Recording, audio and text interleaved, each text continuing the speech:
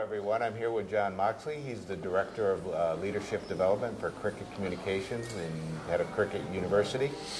And John was kind enough to do a workshop for us, which I thought was terrific. You and Tom Archibald yesterday were just great. I learned so much in that one session about mobile and all the things not to do and some of the choices you had to make.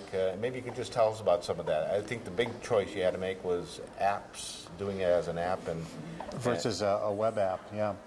Well, thanks, Joe. It's nice of you to say that. So what we did pretty much was pilot an app approach to mobile learning. Cricket Communications is a wireless provider, so our audience is people that work in our stores, both our company employees and dealers.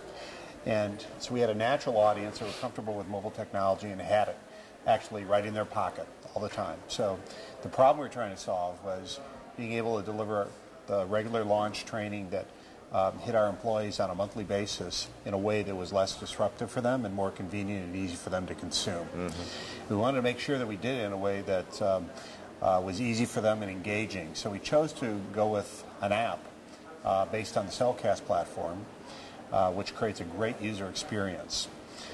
We looked at building web pages and delivering it that way, and for our purposes we decided we would try the app route just because it allows us to do a number of things. Send out email and SMS messages to the learners, be able to deliver content right on their phone that they can pull up immediately. It syncs with a server so that all their status and test scores automatically sync back to the server, and we capture that in our LMS. So it allowed us to manage the learning experience more effectively and create a great experience on their phone because they didn't have to be concerned about web connections.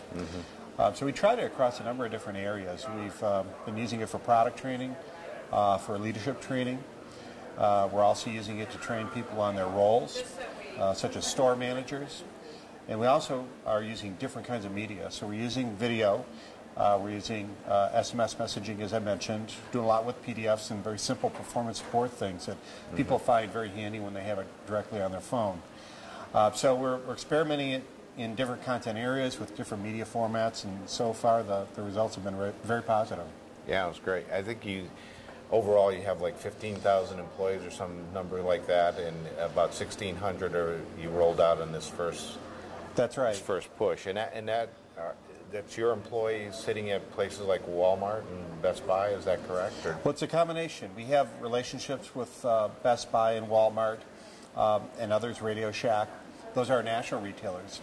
But we have our own company-owned stores, and we have a large network of dealers.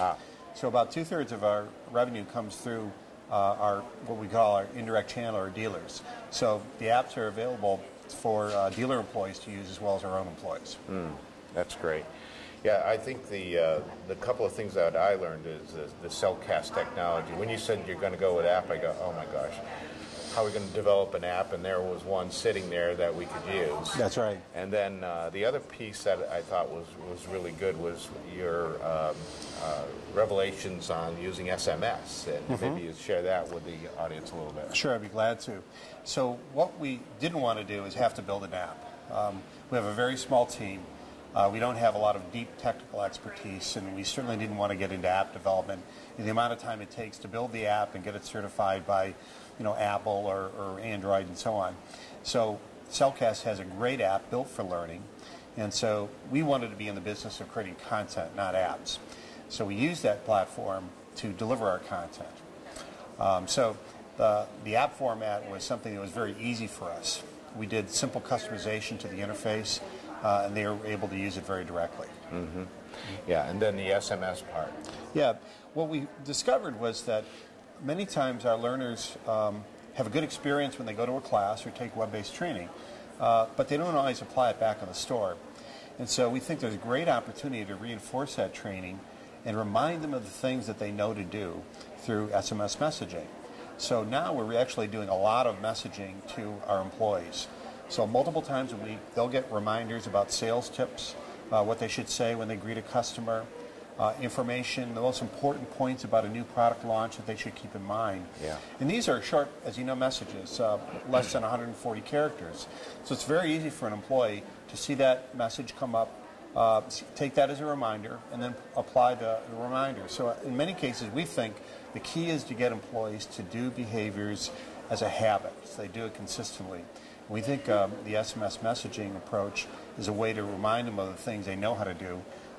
So we expect that will bridge the gap between what they learn in a module or in a class and what we expect them to do in the store. Yep. Well, not that this should influence you at all, but the people that I talked to that were in the class said, geez, I wish Cricut would just offer that as a solution in the cloud. I'd hook up to that tomorrow. I mean, the layout on the phone was beautiful. How, you know, reminding people, you know, after the fact, it was just well thought out and well designed. So you and your team, you know, should be commended yet again. You were a Learning 100 award winner, so congratulations on that. Thank you. And we all saw why yesterday. If there's one thing you wanted to leave with everybody that's going to your sessions today about the world of mobile, what would that be? I think it would be to try it out. I think that we're all learning what you can and can't do on a phone, but what we do today on a smartphone, we never dreamt of doing 3 or 4 years ago. So I wouldn't make any assumptions or follow any hard and fast guidelines. I would try things out. I would put content out there, see what your users think, ask them what they like and don't like, and ask them what they'd like to see. And I think pretty quickly you'll be able to find good applications, ways to support them in very simple ways that you may not have thought of. So I think the main thing is try it out. Try some things out, get some feedback, and then build from there. Yeah, I think that's good advice. And until we get to a point where there's best practices, and I know Tom Archibald was pushing in that direction, that he'd share that with all the community. We just think it was great to have the two of you talking about mobile there. It was something that we needed very badly, and that workshop has gotten nothing but praises from everybody that was there. So thank you very much for doing that. So thank you for joining us.